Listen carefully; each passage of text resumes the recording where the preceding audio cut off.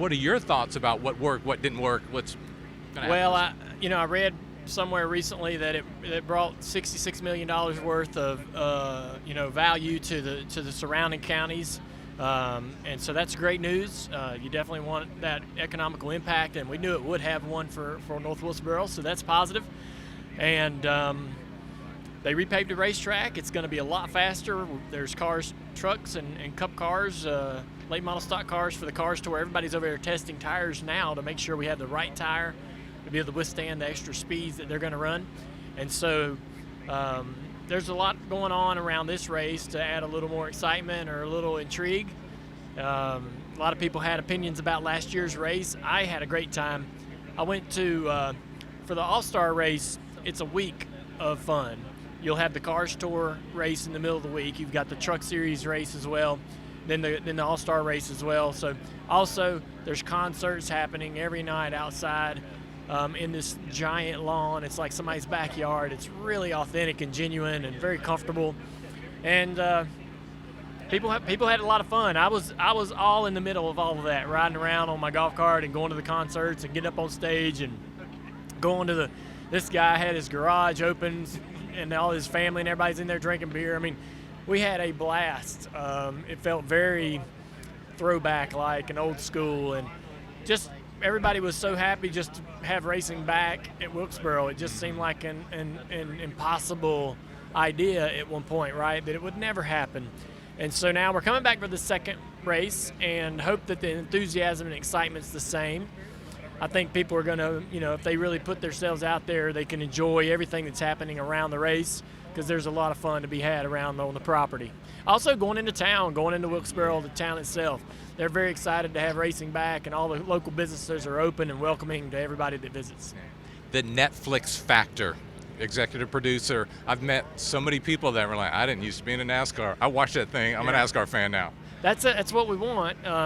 We obviously want to entertain the fans that we have. I think that show will do that. But really, that we got to go to spaces where the people are that maybe haven't seen our sport. They've heard about us. They haven't went to a race, haven't turned on the television to watch yet. And Netflix is a great source where we can find those people.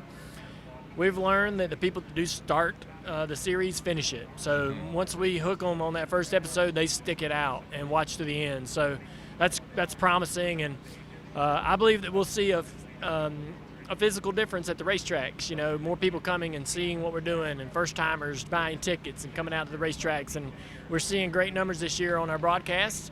Viewership's up so far across the board. It's early in the season, but I expect once viewership basically kind of starts where it starts, and it slowly rises throughout the year. So we're starting up and continuing to build.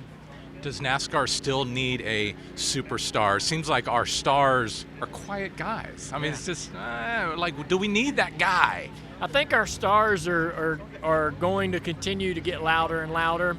I agree with you that they were reluctant, right? This Netflix documentary, I think, allowed them to kind of get comfortable coming out of their shell a little bit. We also have a lot of younger guys coming in that know they can steal that spotlight just by being a little more brash or a little more open. And so I think that we're on the trend in a good direction in terms of building personalities that can connect to our public and our fans, relatable drivers that are grinders and working hard for every opportunity. So in my opinion, I would not argue some of the points about where the sport has been over the last decade and some of the struggles that we've dealt with. I'm not ignoring that, but I believe we're all turning the corner and heading in the right direction. They've been surprised today to see us here in Toast. Tell me what you're doing here today in Toast. What is this concept? Well, basically we're trying to introduce, I think this is not an uncommon or an unpopular idea, but when you make a grilled cheese sandwich, right, what do you put on the outside of the bread when you're toasting the bread? You put butter. We want to try to encourage people to try Hellmann's mayonnaise. It's really, really good. And so we're trying to we're coming here to try to take everybody's mayo in Toast because mayo belongs on the outside of toast. That's sort of the gag. I made a grilled cheese sandwich last night. I used the traditional spread on the outside of it. If I'd have known about this or had it in my mind, I would have done it. I want to taste it. Right. Well, we're going to be giving away some sandwiches today, so you'll have your opportunity. We're going to make some sandwiches for all the folks that we've met here in Toast, and hopefully everybody enjoys it. Another thing you're involved in certainly is iRacing. I do a lot of iRacing myself. I host a live every week, once or twice a week, and people ask me, when is this track going to be on? When is that track be on? What would your next favorite track to put on iRacing be, and why should it be Bowman Gray Stadium? Right, yeah. Bowman Gray would be great. I race a lot of races at Florence, South Carolina, so I'd love to see Florence on there one day, and I'm patient enough to wait that out. One thing that we don't have at all is a 1 mile dirt track. You remember the old fairgrounds, Indiana? Illinois. Yes, Illinois, Yeah. I'm sorry. And so 1 mile dirt track, imagine what that might be like, and the combos that you could create and the fun you could have with that. So I don't know, maybe keep your ear close to the ground for something like that. But there's a lot of great tracks that have recently come to license, and we'll go into development and on the oval side. But there's a ton of development as well on the road course side. So a lot of new content always coming down the pipe. I was on Millbridge recently. I don't know how those kids do that. I know it. And I raced in the rain at Watkins Glen in those Corvettes and those Ferraris. Oh my God. Yeah. Have you done some rain? I haven't done rain yet. I did try out Millbridge with the micro. The micro is an outlaw micro, 160, 170 horsepower. I think we might be introducing a stock micro, so about 115 horsepower for the drivers like me that don't run dirt all the time. That might be a little more manageable on some of the smaller tracks like Millbridge, but I'm excited about that. I think Millbridge looks amazing. The micro feels great.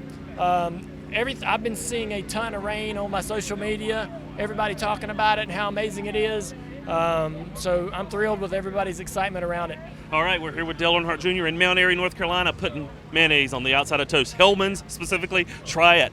I think it's going to be good. I'm going to go have a sandwich now. All right, let's do it.